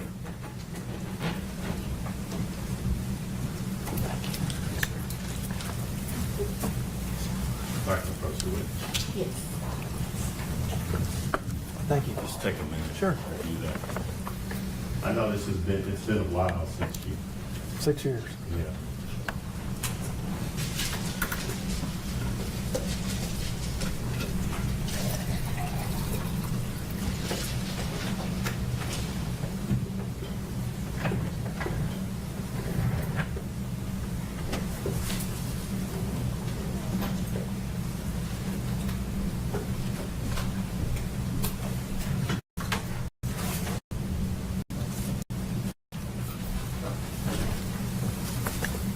You had a chance, Lieutenant Roberts, to refresh your recollection. Yes.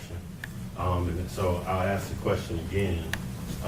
When you were questioning Ms. Perry, you found out that she didn't believe Ms. Daniels was trying to shoot her, correct? I believe she was trying to shoot her husband again. And not her? Correct. Correct. If I can have a minute.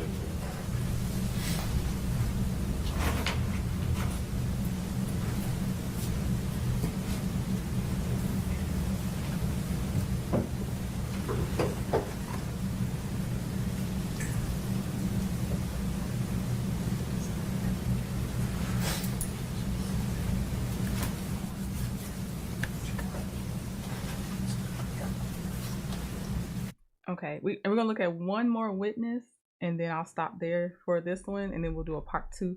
But Ace Moonshot said her being suicidal or failing to unalive herself isn't going to help. I don't think it just adds to guilt more than it mitigates, as far as I can tell. I agree with you, but I will say maybe it helped to lessen her charges that she was found guilty on. That's the only thing I think it may have helped. Like they may have been like, well, there's a possibility he could have been like this, and possibly. So they downgraded some of her charges, but that's about as far as it went.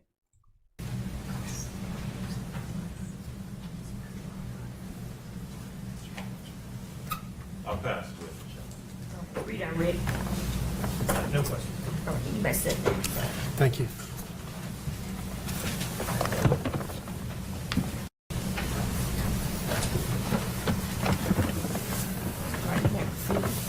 Good morning. Good morning. Could you state and spell your name for the record, please? Yes, this is Detective Jonathan, Jonathan, Watts, Watts. I was about to guess what he did, and I thought he was for some reason gonna be like the medical examiner or something. I did not think he was gonna say detective. Where are you employed? With the Carterville Police Department, And how long have you been with the Carterville Police Department? just over 20 years. And what positions have you held? I started as a patrol officer and now as a detective in the Criminal Investigations Division. Okay. As a part of your duties, do you take pictures of crime scenes? Yes, I do. I'm going to take you back to April 4th of 2019. Do you recall taking pictures of a crime scene on that day? Yes, ma'am. And was that crime scene on Elkstone Place in Collierville? Yes, ma'am, it was. Is that an apartment complex? Yes, ma'am. Okay. So what happened when you responded there? I was asked to come help process the crime scene in regards to a shooting scene where 2 individuals had been shot. When you say process, what does that all entail? So for me that day was photographing the crime scene. Usually processing will be photographing, collecting evidence, things of that nature. Okay. And where did you take pictures of? Took pictures as we entered the apartment complex, the apartment where the incident occurred, and where the suspect's vehicle was in the parking lot. Okay. I'm going to pass you some pictures, Detective Watts. If you could just take a look at these. Yes, ma'am. And after you look at them, if you could tell us if you recognize those pictures.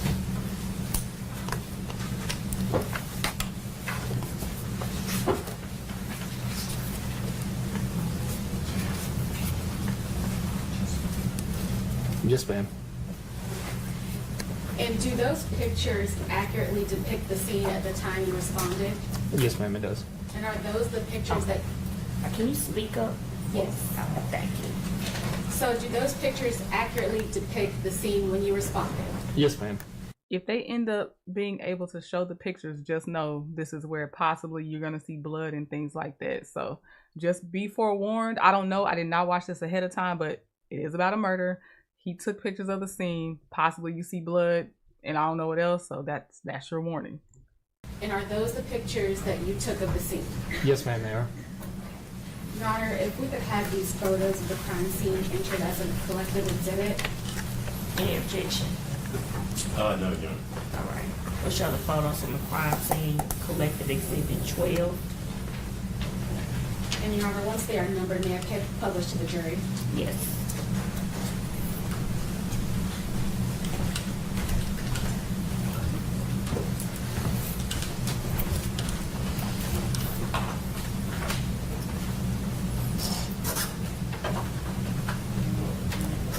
Detective Watts, could you tell us what is in this photo? So that is the identifying the two apartments that are upstairs in that apartment complex as you approach the building itself.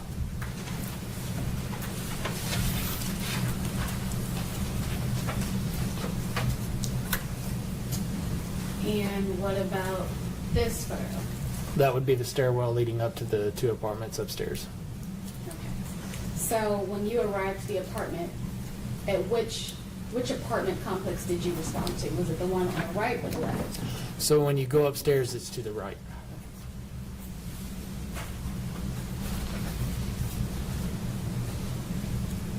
Do you recall what's in this photograph?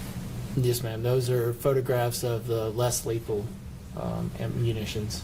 Okay, the 12 gauges? Yes. Okay. And what do we see right here? That would be the ends of those less lethal munitions. Okay.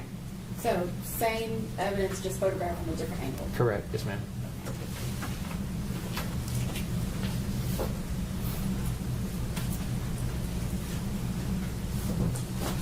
And what do we see in this photo? That would be the entrance to the apartment number 205 where the incident occurred as it was seen on my arrival. Okay. And do you see this area on the wall? Yes, ma'am. Do you know what that is? There's blood.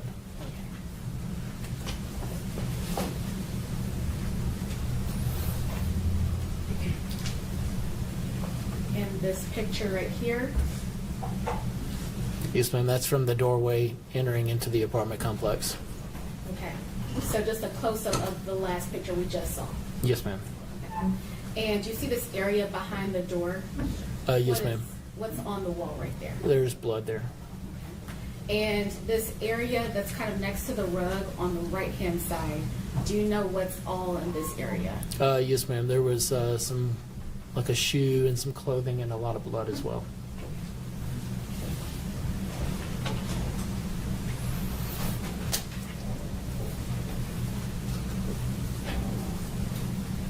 And what is this a photo of? A photo of the handgun where it was laying. Do you recall what brand of firearm that was? I believe it was a Ruger handgun. I believe this photo has already been admitted to evidence. But did you take this photo as well? Yes, ma'am. Okay. And is this the same firearm that was found on the coffee table? Yes, ma'am. Okay. And could you read that serial number for us really quick? Yes, it's 455-51219.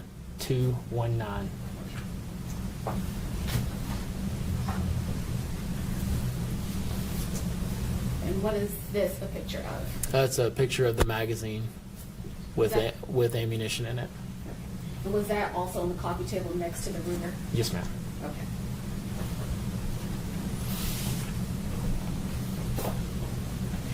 And what's shown next to placard 1? At this point, I just need the camera person to pick. Are you going to let us see the pictures? Or are you going to keep it on the defendant? Because we're not really getting to see the pictures by the time they pan back up. They've changed the picture. Yes, this crime happened in 2019, April of 2019. The trial just happened a month ago, Anitra. Yep. No, it's okay. Some don't take that long, some do, and I don't, there's certain delays and stuff. I don't know what caused this one to take 6 years before she finally went on trial. But yeah, the trial just concluded last month, I believe, according to how long it's been up on YouTube. But yeah, 2019 was when the actual crime was committed. That is a spent shell casing. Okay. And was that the area that you previously described next to the shoe on the ground? That was as soon as you enter into the apartment. It was right there. Yes, ma'am. And what's next to placard 2? It is another spent shell casing. Okay. And where is this area? Is this near a wall? But that was, I believe, behind the door. The open door, if you were to close it, it was behind the door. Oh, behind the front door? Yes, ma'am. Okay. Placard 3. Could you tell us what's shown in this? That is a mangled round that had been fired. Do you know what area of the home this was found in? I believe that was right in front of the doors on the right there, where that heavy amount of blood was. Placard 5. That's a spent shell casing, or a spent round. Okay. And is that a door frame that it's next to? Yes, ma'am. Okay. Is that near the entrance of the home? Yes, ma'am. And I also want to say, because Anitra said, please forgive me, I don't know how these trials work. Ask your questions. Talking to everybody that comes across the video, ask your questions. It's not that I'll always know the answer. I'm mostly guessing as well. But a lot of times people in the chat have already followed this and they're just coming in to watch it with other people. Or they just may know, like they may have more knowledge or something. So don't be afraid of asking questions. Placard 6. What's shown here? Is another spent shell casing. And this was inside the home? Yes, ma'am.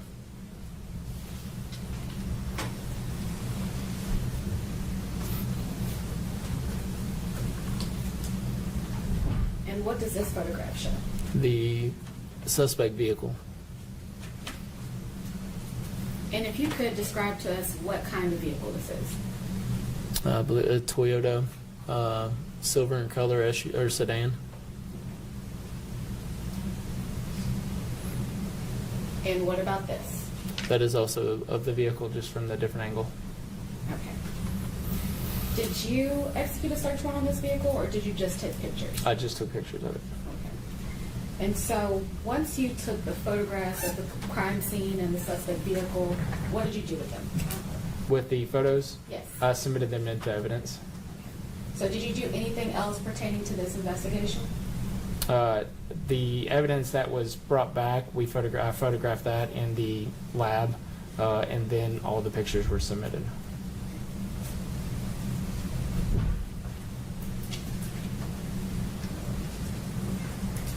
I'll pass the witness, Your Honor. Cross-examination. Yes, sir.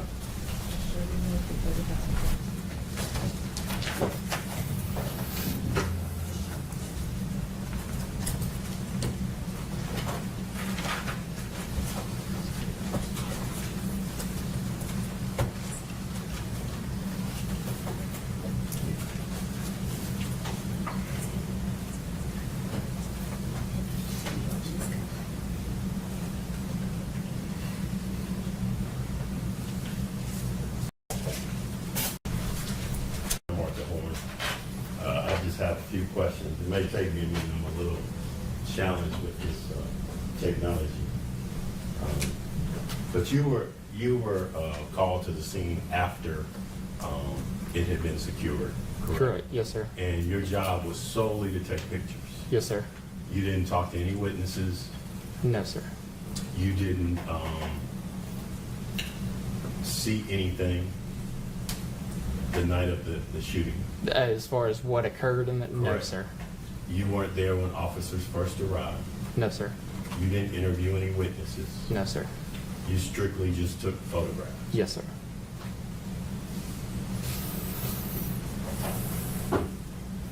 You were just given an exhibit with all of the photographs that you had taken, correct? It was many of the photographs, not all.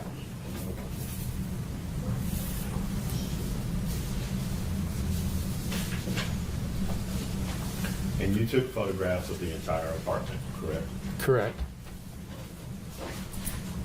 I think I got it this time.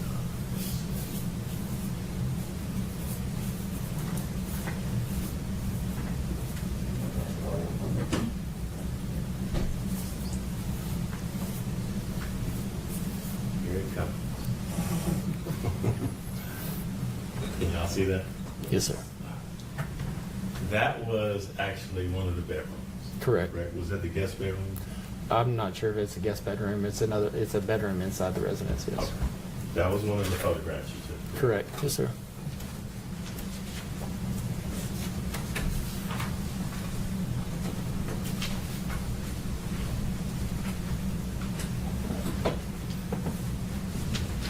That was the sort of living room area in that apartment, correct? Correct. Yes, sir. And right here on the table was the gun that had been cleared. Correct. Yes, sir.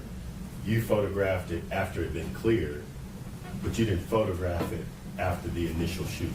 Correct. So you wouldn't have known whether the slide was pulled back or not pulled back. No, sir. It's photographed in the way it was found when I arrived. Would that have helped you in any way in your job to know that? As far as if it was cleared or if the it was, slide had been pulled back, or if it, I mean, with them telling us it was cleared, it's going to be pulled back and locked out. okay. You also photographed another weapon.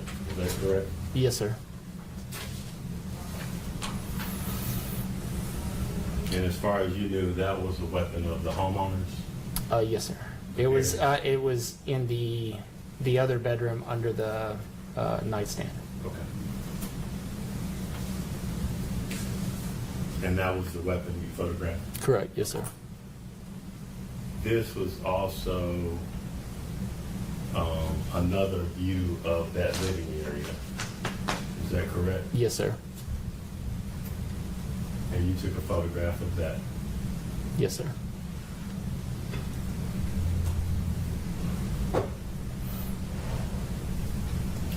This is the doorway. Is that where they came in? Yes, sir. Okay, and you took a photograph of that, and the doorway entered right into the kitchen area. Is that correct? Correct. There's kind of a small hallway straight into the kitchen. Okay.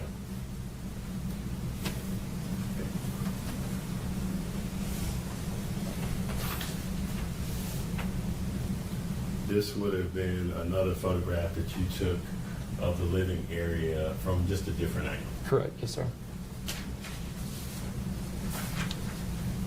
Now, earlier when you testified about the weapon, is this where it was found? Yes, sir. That, Yes, sir. That other one in the box. Mhm. and then again, when you all photograph the weapons, you a lot of times try to get the serial number correct. Correct. Yes, sir. Okay. And in this particular case, you just photographed that it was a Glock 42. That's just on that side. The serial number would have been either underneath or on the other side. And then again, these were just the vehicles in the parking lot outside that apartment. Correct. So, again, just so we're clear, your job in this particular case was to do nothing other than take photographs. Yes, sir. Nothing else was done. You didn't interview any witnesses. You didn't talk to any witnesses. You weren't there that night. Correct. And all you can add, other than today, is that you took the photographs. Yes, sir. If I can have them. Oh, excuse me. If I could have you review those. I guess he's reviewed them, John. Yes. If I can move those into evidence. Any objection? There's not. I do want to take a look at one of them after their report. Have you seen them?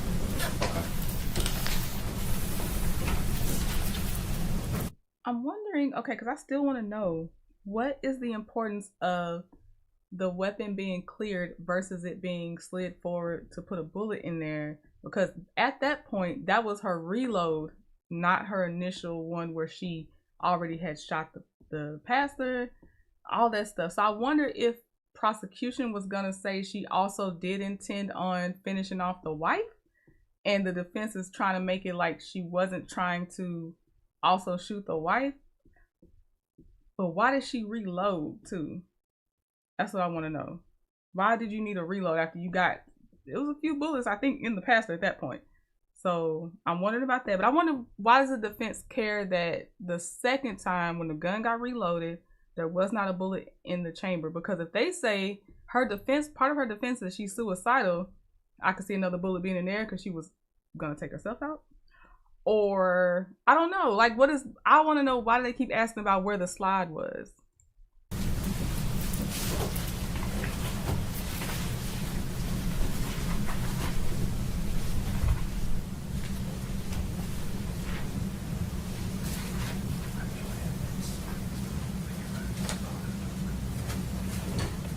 No further questions. All right, we'll show that as ballistic exhibit of the photos of the crime scene. Number 13. Second set of pictures. So, that's the second set of crime scene photos.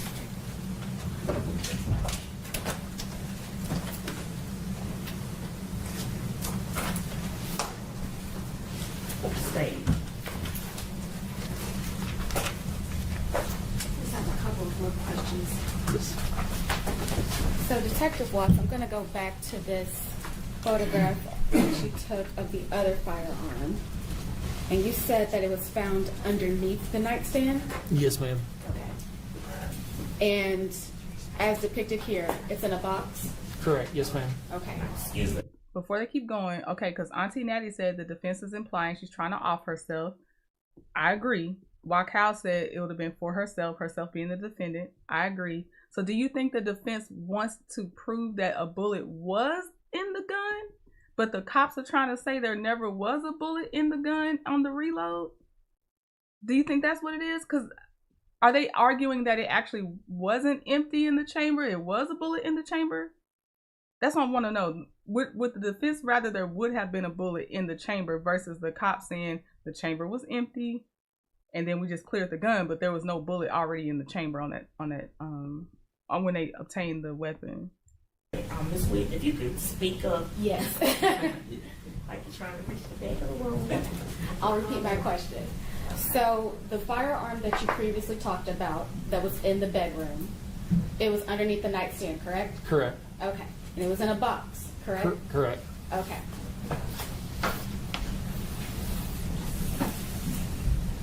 And is this the same firearm that was in that box underneath the nightstand? Yes, ma'am. It is. Okay. From your view of it, is it loaded? At that point, I can't tell. Okay. What are the two items on the right side of the firearm?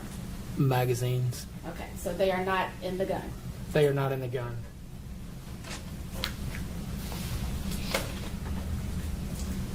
No further questions, John. Rudy Cross. Okay, the reason I'm bringing up that we know she, or at least the defense wants us to know she was suicidal, is because in the defense's opening statement, they said in a prior relationship she tried to kill herself. Then they're bringing up how she was, I guess, feeling that way again when she killed the victim. So just in case anybody comes in, they didn't see day one, I'm not assuming that the defense has said they focused on her being suicidal and stuff like that. Like she eventually was just going to take herself out, all this other stuff. Okay, and Auntie Natty said exactly, Trina. So the defense seems to want a bullet to have been in the chamber. Okay, all right. And I don't think there's going to be any recross, but I'll hit play just to make sure. Just briefly,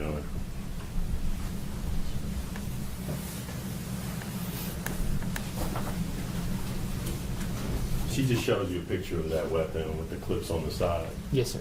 When you got to the scene, you weren't sure whether that gun had been cleared, correct? The gun on the table? Yes. Yes, sir. And the gun under the nightstand? Had not been cleared. That had not been cleared? No, sir. Okay. The other thing I wanted to show you was, does that refresh your recollection as to the bedroom? Yes, sir. And was that where that weapon was found, under the nightstand in the bedroom? Yes, sir. Okay. Your Honor, if I could have this picture moved into.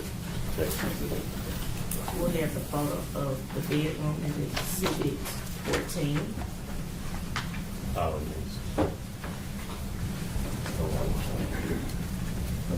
And no further questions, Your Honor. All right. I think my last question going out, just, in the ether, my last question going out is, why is the defense pointing out the extra gun that was in the apartment? Because I think the extra gun was in a gun case. There were magazines in the apartment, not the ones she brought, but they were already there, and they keep asking about that. So I want to know why they keep asking about the second weapon. Sometimes we won't know until they get to their closing arguments, but this is just where my curiosity is leading me right now. Okay, so we're ending with that witness, but next time we watch, there will be, I think that might be the owner of the sporting goods store. I'm not sure. It just says it's Ray. All I can see is this Ray right now. Oh, let me see. Hold on. Yeah, that's all I can see. So it'll be Ray, whoever Ray is, when we start back up. But we're going to end it there. And thank y'all for watching. We'll, do refreshers throughout because different people will catch it in different parts. But I definitely appreciate y'all watching this part with me. And we will do more, probably not till next weekend at the earliest, because I'm supposed to be studying, always studying. So, all right, y'all. But I will see y'all tomorrow morning if you choose to come for the body cam videos. And y'all have a great rest of your Saturday. All right, bye.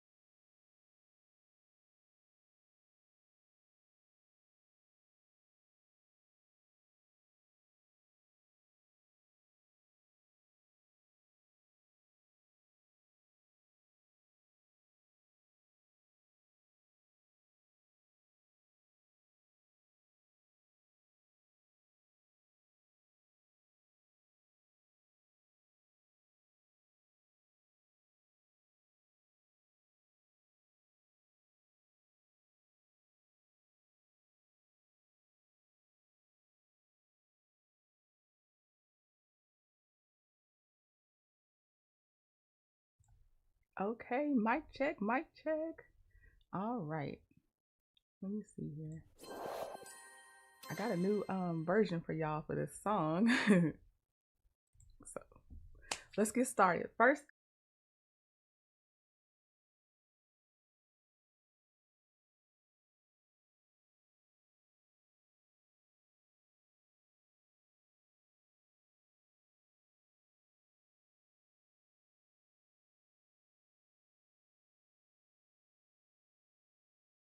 things first. I will be talking. It is a reaction type of thing, and it's kind of interactive because I also look at the chat and I'll read their stuff sometimes too, but I will be talking. This is your warning. But all videos I discuss are already linked in the description box. leave me a like if you go watch one of those videos. That's all I ask, if you don't mind. Okay, so let's see. We're gonna play I got a new version of our song, You Going to Jail, King Trot. And then also I've got to have a hard cut